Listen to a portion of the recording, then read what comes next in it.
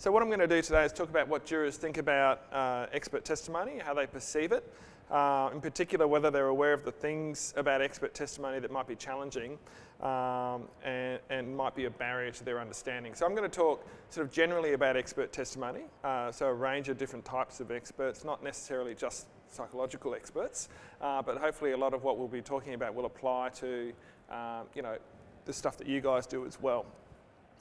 Okay, so one of the sort of questions that guides a lot of the research on expert testimony is whether jurors struggle with expert testimony, because almost by definition, expert testimony is only allowed when what they're testifying about is outside of the common knowledge of jurors. Right? You can't call an expert unless the topic is something the jurors couldn't make sense of based on their own common knowledge. So what this means is often what experts are testifying about is something that's intrinsically complex. And we know from research into persuasion that when information becomes complex and difficult to evaluate systematically, that's when people start to rely on other cues rather than just the content of the information. Right? And so to understand how these other things, beyond just the content of the information or the testimony might influence jurors, I probably need to explain to you what we know about how jurors make their decisions, first of all. Right? So there are a couple of different models that explore or describe how jurors make decisions. One of the most commonly used models is called the cognitive story model by Pennington and Hastie. And according to the cognitive story model, what jurors do is they hear the evidence in a case, they take all these different bits of evidence and they try and construct a narrative story by arranging those bits of evidence into some sort of coherent narrative.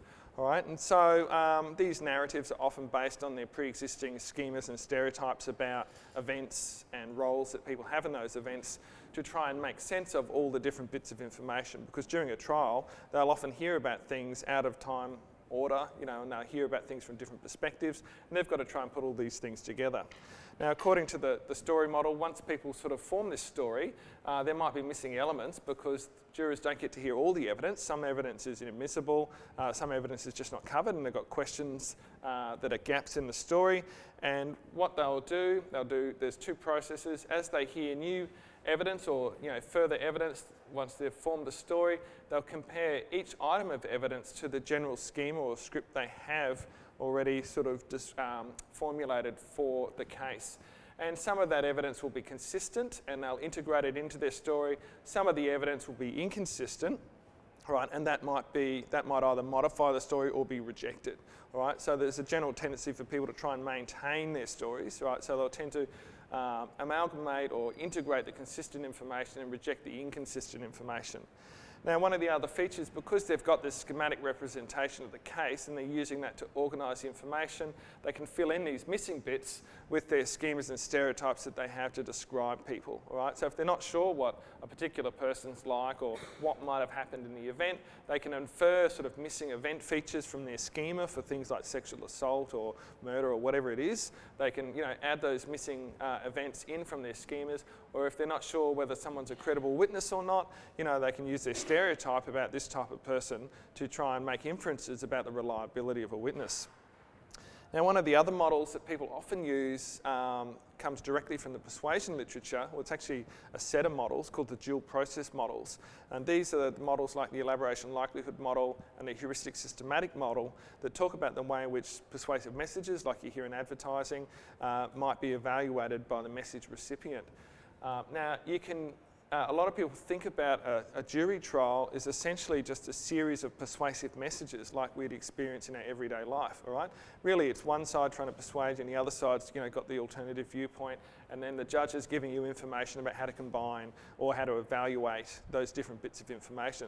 So it's not that different from a persuasion context, where there's been a lot of research on how people think about message content in the context of other cues. Right? And so these dual process models suggest that there are two general cognitive routes or modes in which we think about persuasive messages. Right? So we receive a persuasive message here. The top route here is the central route, which involves a lot of elaborative thought. Right? So this is one where you're carefully thinking about the message and evaluating it. So you're sort of having positive and negative reactions to the evidence that's being presented. You're thinking it's either a strong, convincing argument or a weak argument because it doesn't fit with what you know about the other evidence. And whether you're persuaded by that evidence is going to be based on the quality of the information itself, so the content, right? So how good is that content? Now, the other way in which we might be persuaded or might evaluate evidence, jurors might evaluate evidence, is through this peripheral route to persuasion. And the peripheral route to persuasion doesn't involve as much cognitive effort, all right? So this is one where we're more likely to be looking at things that are not the message content to evaluate the quality of the message. So does it come from a credible source? Does it look like they know what they're talking about? Or do we like the look of that person? Are they attractive? Am I going to believe them because they're attractive? And certainly there's an effect that attractive witnesses are more persuasive, all right, or attractive defendants. And so this is what a lot of advertisers capitalise on, and that's why they have ads with attractive models and things like that, or people in lab coats, to give you cues to credibility, because they're hoping to get an appeal, based getting attitude change based on some sort of emotional appeal. And so it's not about the message content, it's about things associated with the message itself. All right, so there's these two different things that could affect jurors. Now, obviously, you would think that first one, the central route, is the one that they should really use, right, to evaluate the content of the information. Because that sounds like the best one to use. That's actually what they're asked to do, is to evaluate the evidence as it's presented. But somewhat problematically, people can't do this all the time because it actually takes cognitive capacity, ability, and motivation to do this. Right? So we tend to rely on this when it's important, so it's self-relevant, when we've got time to think about it, and we've got cognitive capacity to think about the issue. Now, I don't know if any of you have been a juror. I've been a juror, and I've looked at the research on jurors, and I've seen all the anecdotal reports where people end up playing Sudoku or watching DVDs in the jury box, like literally while the trial's going on, getting out a DVD player and watching a DVD. And this is because trials can be really boring, all right? And so they can drag on for days and days and days. 5 days in Queensland is a pretty typical length of trial, and the rate of information that they're exposed to is really low, right? So it's probably, it's quite disorganised in terms of the way the information is presented sometimes from the juror's perspective, and it's quite slow, all right? Questioning of witnesses can only go so fast sometimes, and there are a lot of delays. And so, unfortunately, what can happen is jurors can become distracted, they can just become exhausted, and so they might rely more on this peripheral route to persuasion, even if they might have the intention of being motivated to do it carefully. It might be that they just can't attend for that period of time.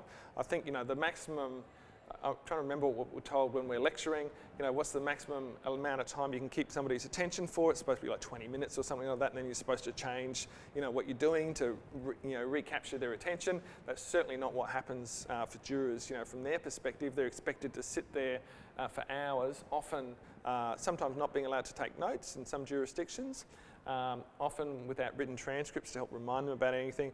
So it can actually be a very taxing, difficult thing to do, and so potentially there's a lot of scope for these factors that are not related to the message content to influence them. And one of the things that people are focused on is the idea that perhaps their expert testimony can sometimes be so complex that even if they're really motivated, even if they've got the capacity and they're not taxed by the amount of information, there's no way they can really make sense of it. Well, one way we can answer this question about whether it is too complex or not is to actually ask jurors, what is their experience of expert testimony and is it too complex? And a bunch of people have already done that. And so a number of different researchers have actually gone to jurors in real trials and said, did you understand what the expert said? How did you use that in your decisions?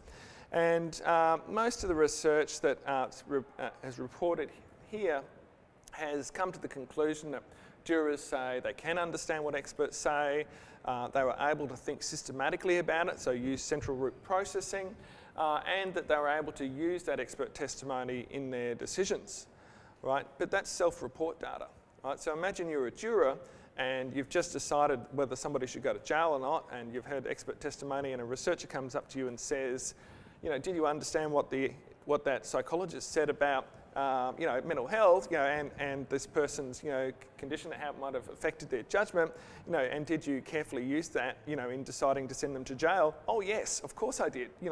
Nobody's going to convict somebody and then say, I had no idea what I was doing, he just looked guilty. So people, there's a lot of social desirability to actually say you know what you're doing, all right? So self-report data, might not be the best way of evaluating whether jurors actually understand expert testimony. So when we actually look at the experimental evidence, one of the biggest areas that's been looked at is how jurors reason about DNA evidence, right? Because that's quite a complex area of testimony for experts and for jurors to get their head around. So let's just talk for a minute about DNA evidence, particularly because it often involves probabilistic information, and we know that probabilities are really difficult for the average person to reason with.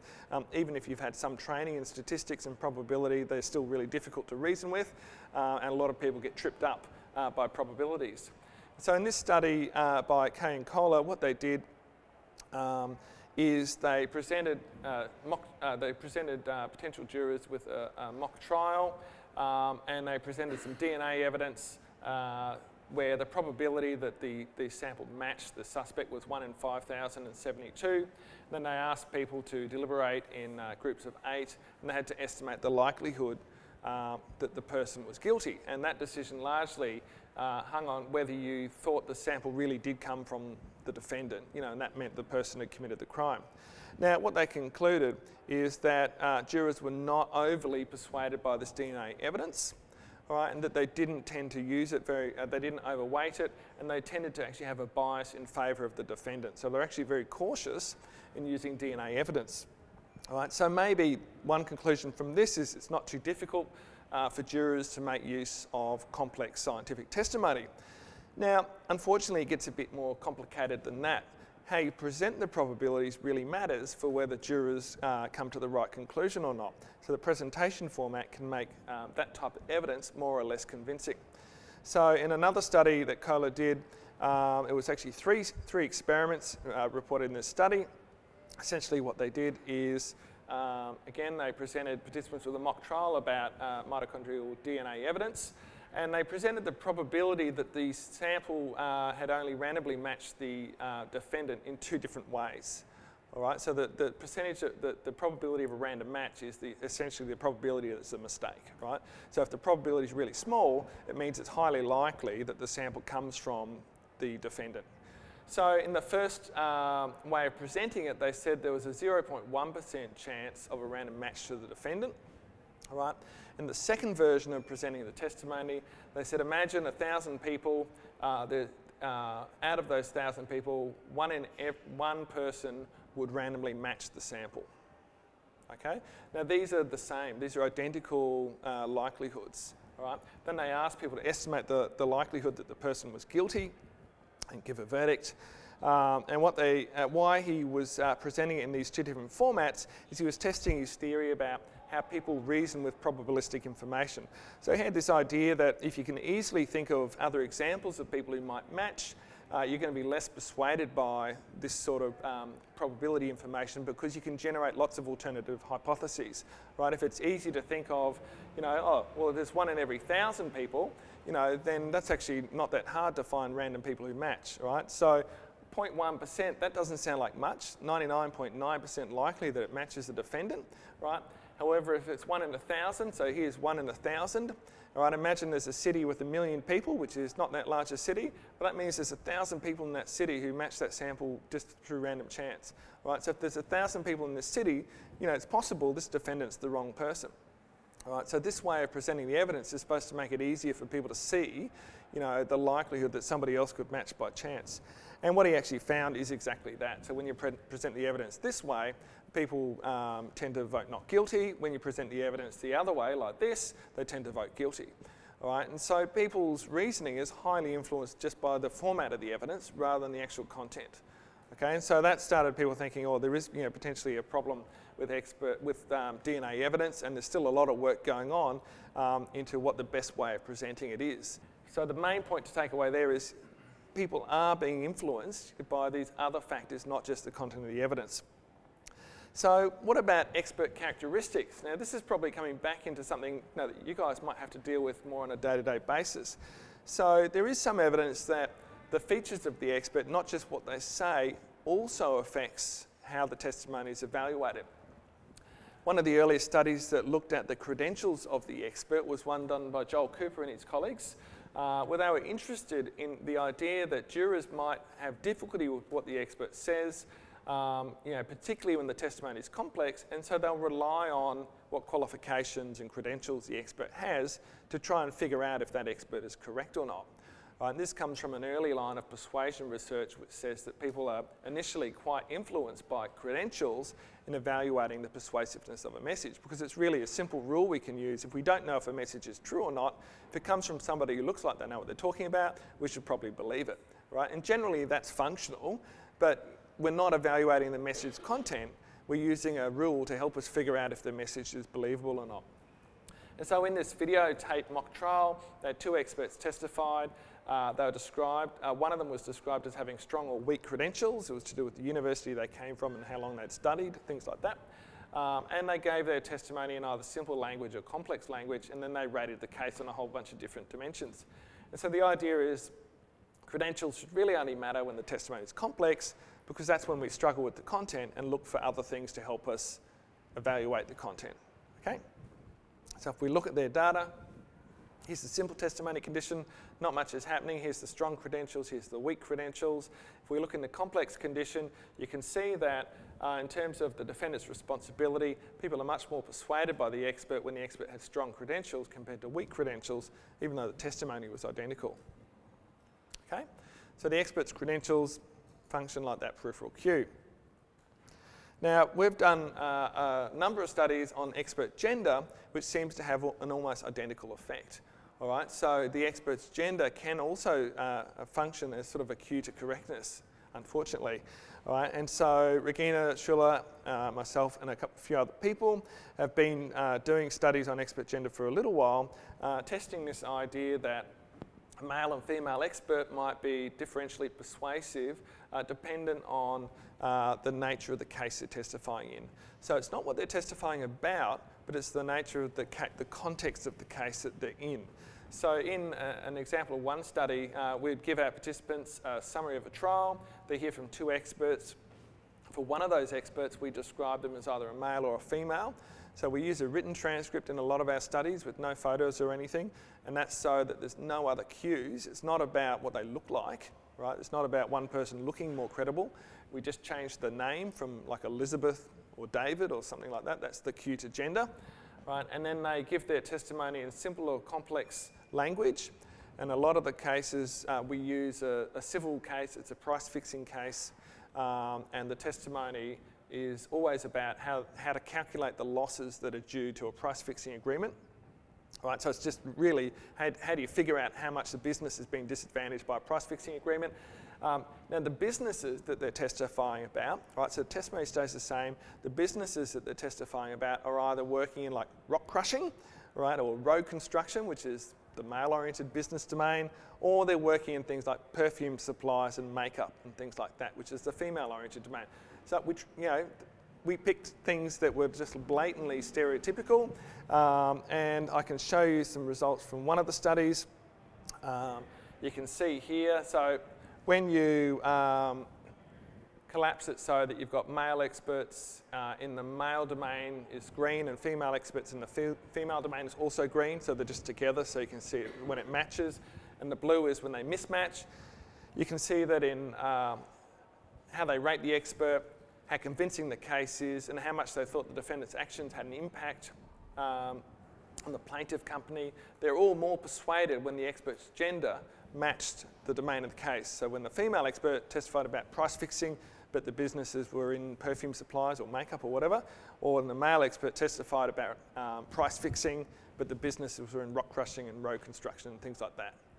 Right, so the expert's not testifying about perfume supplies, it's about price fixing. It's just that the businesses are in a male or a female domain. So people are using the expert's gender as some sort of cue to correctness. And if you have a look here, the effect on damage awards, which it made up to $100,000 differences in damage in some of our studies, it's pretty much wholly through how they think about the expert, right? So it really does, the context of the case changes the way in which they actually think about the expert as a function of the expert's gender. And this is what it looks like on damages. It happens especially so in cases of high complexity. which is when you have experts to testify about things like price fixing and so on. So this is consistent with Joel Cooper's study. Seems to be acting as sort of a cue to credibility or credentials. It's literally the expert's gender gets used instead of their qualifications. Okay. Now, in some of our studies, there was some suggestion that the expert's gender was actually related to the language that people expected them to use as well. So it kind of gets a little bit more complicated. So there's a bunch of other research which suggests that language is gendered, so that women are stereotyped as being expected to use simpler language, whereas men are stereotyped as being expected to use more complex language, right, which then produces all these negative effects in business domains and other domains as well. So we wanted to see whether that would happen for experts. Here are some examples of like simple versus complex language for our price fixing expert. You can see they're saying the content's identical, it's just the complex one's got more jargon and it's harder to follow, right? It just seems more complicated. I won't read them out, I'll let you just have a look at those.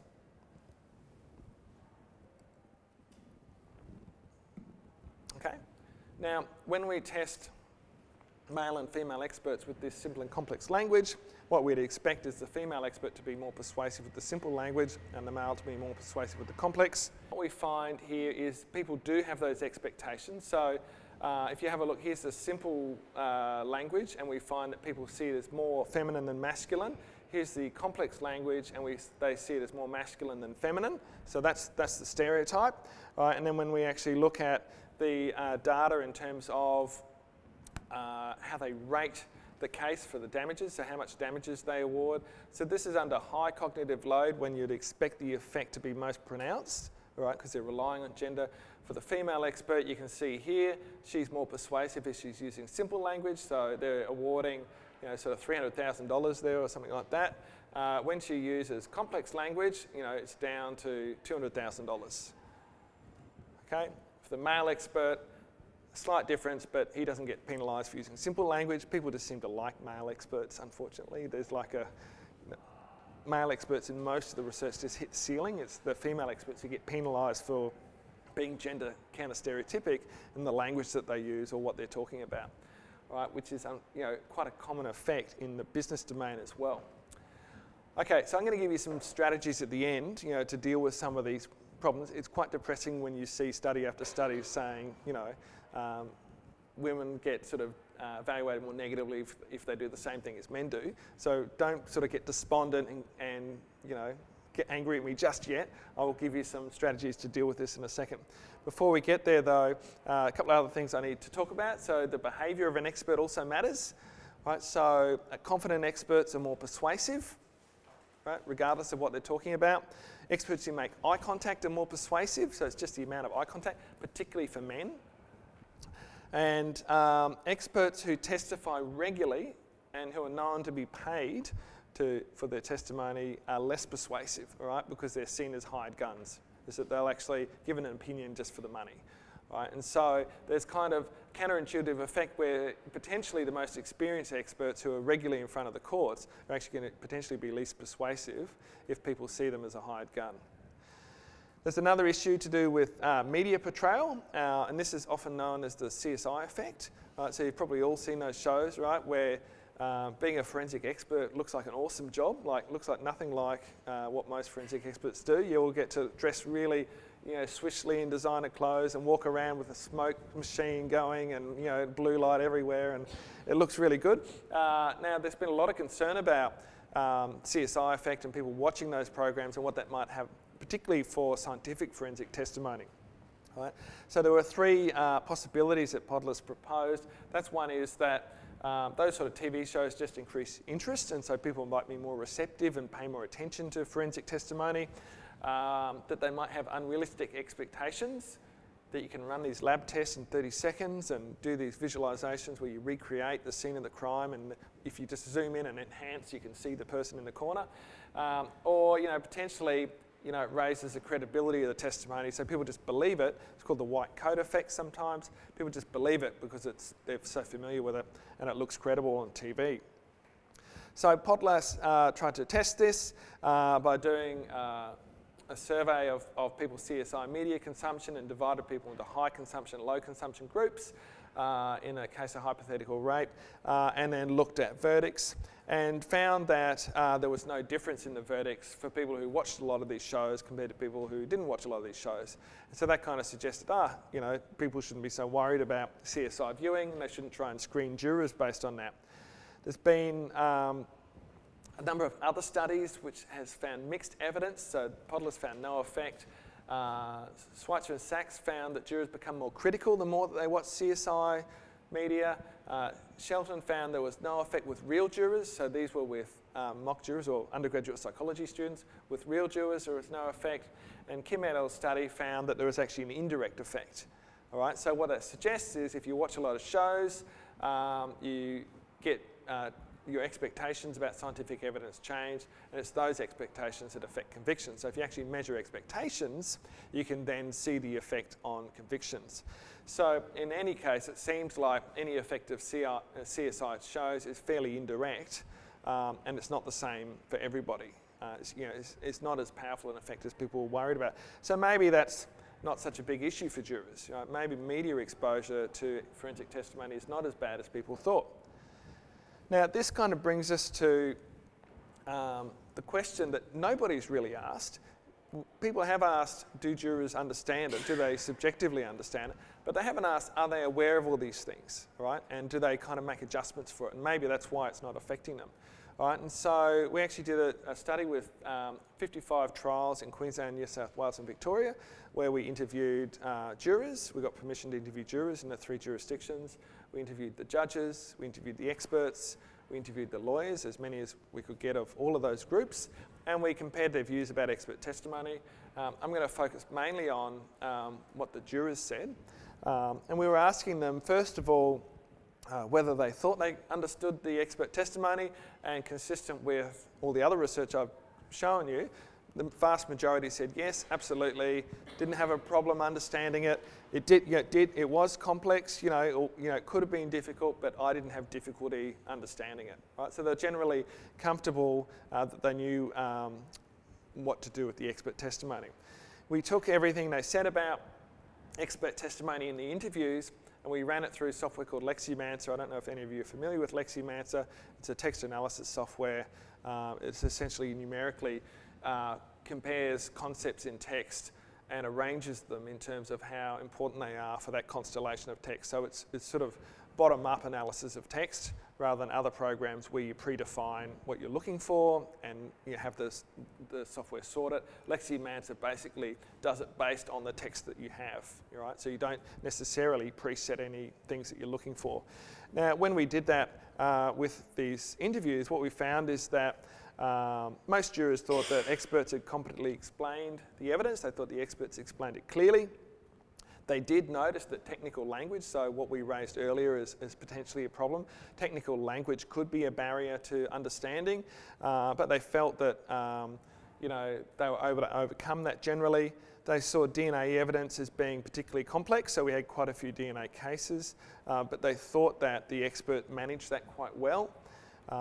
And sometimes they thought that presentation style, for example, not being confident was a problem, was a barrier to comprehension, and they thought the expert talking for too long, right, was also a barrier for comprehension. And so some of the issues that the researchers identified were coming up in what the jurors were saying about what they thought about expert testimony. So here's an example from, this is from a juror, talking about how a judge helped clarify some things by intervening and getting the expert to explain a bit of jargon a bit more clearly. So the jurors sort of felt like when it did come up as a problem, generally the system sort of self-corrected. It was often sort of what they said, oh, the defence came in and clarified something, or the judge clarified something.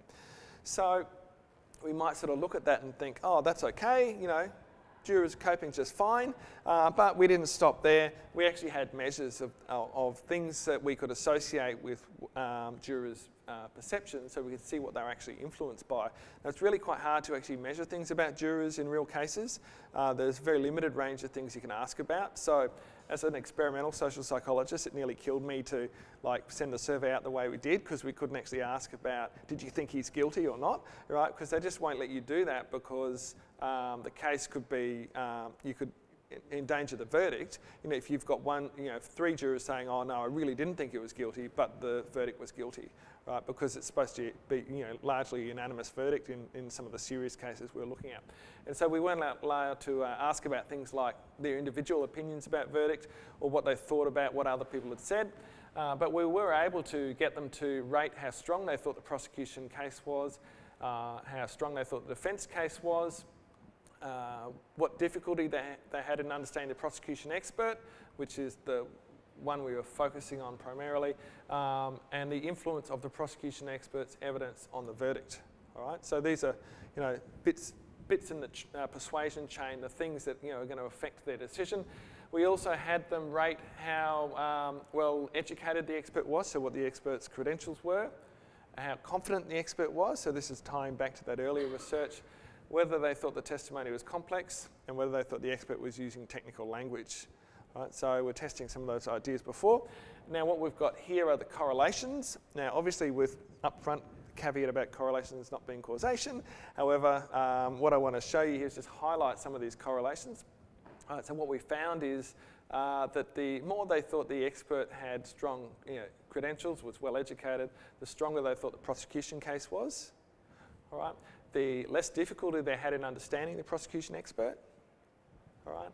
And the more influence the prosecution expert had on the verdict, right? Because they thought they were more educated. So that's consistent with credentials being that cue to correctness, right? You just get persuaded by them.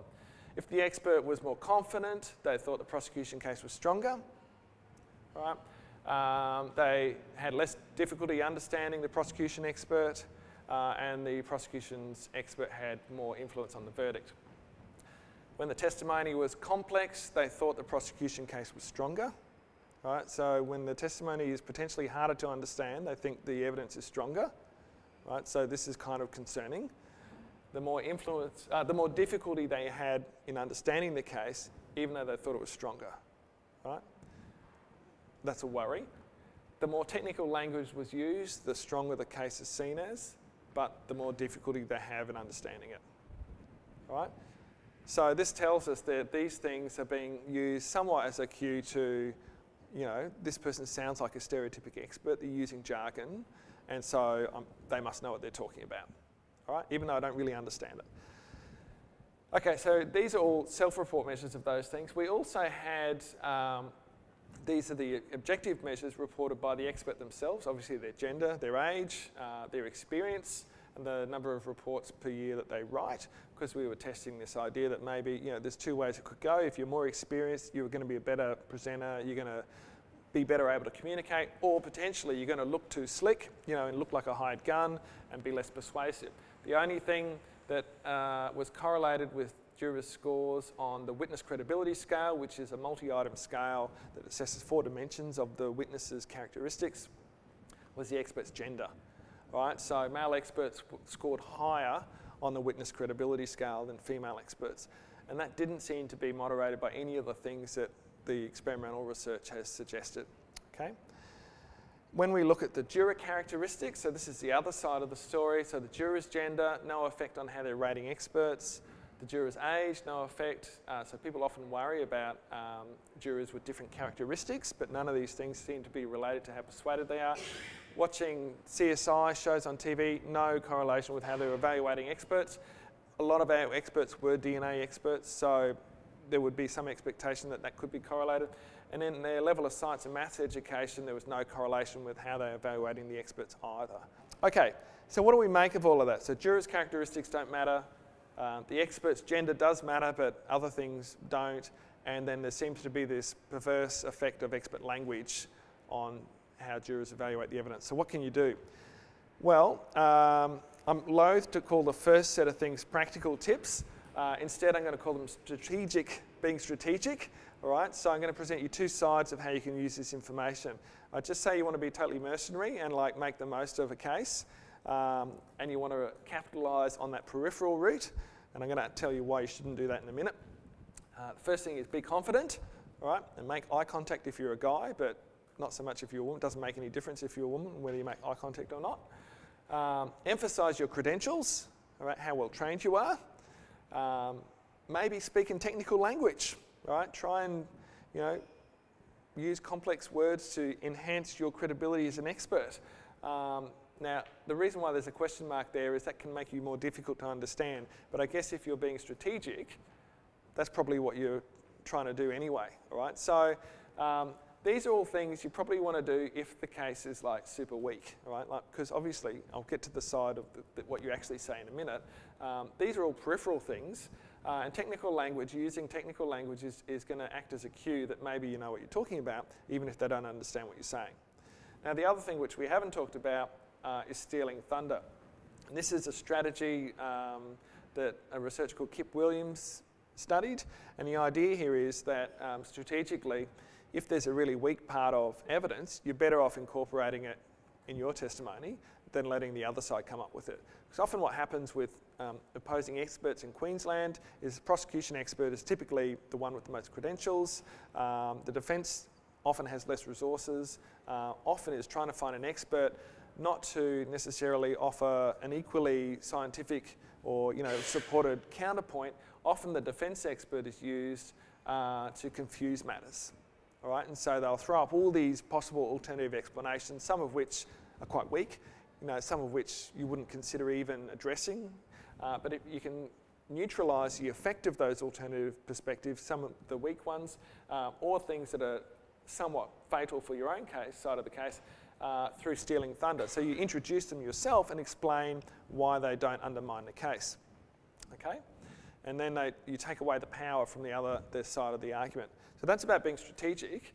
Now, before I tell you what I probably think you should do, I just want to reinforce this idea that jurors are not just sort of easily led by the nose with these techniques, right? So there is evidence that the biggest thing that affects jurors is the content of what you say as an expert, right? So the quality of the information is important. It does persuade jurors, right? It's just that under some circumstances, these peripheral factors have an effect as well, okay? We know from research on battered women syndrome that psychological testimony helps jurors arrive at the legally correct decision when they explain the syndrome. All right? Jurors can understand it, they can apply it to the facts of the case. We know with child witnesses that expert evidence and even the same information presented by the judge can help people better evaluate the credibility of child witnesses and the capabilities of child witnesses, right? So in line with what we know about children are capable of, rather than people's stereotypes that they're unreliable. Right? So expert testimony can overcome those myths as well. And in cases involving rape as well, expert testimony can counter a lot of the stereotypical rape myths that make it hard for women to be believed when they're raped, and help jurors arrive at decisions that are more consistent with the evidence. Okay, so what the expert says does matter, and so that's why I'd say really, in terms of practical tips, this is what I would hope you would do, not the strategic things. I think the key issue that we identified is jurors struggle because they're not given the help they needed, right? So jurors are not terrible people, they're just people. And people have got limitations in terms of how they process information and evaluate information. Like that's just a function of being a person, right? And so what they need is help in what their role is. And there's a lot that you can't do as an expert to do that. For example, things like question trails and decision aids, that's for the courts to do. But those sort of structured decision tools where they only have to make small decisions and then aggregate them, reduces the complexity of the task for them dramatically, all right? So that means that they can focus on more careful consideration of smaller questions rather than a big question all at once. Potentially what you can do as an expert to help jurors is to be prepared. So one of the things we identified as quite common is lawyers not speaking to experts before trial, right? So, or very, very brief exchanges. And so experts often don't know what's expected of them, what they're meant to be talking about.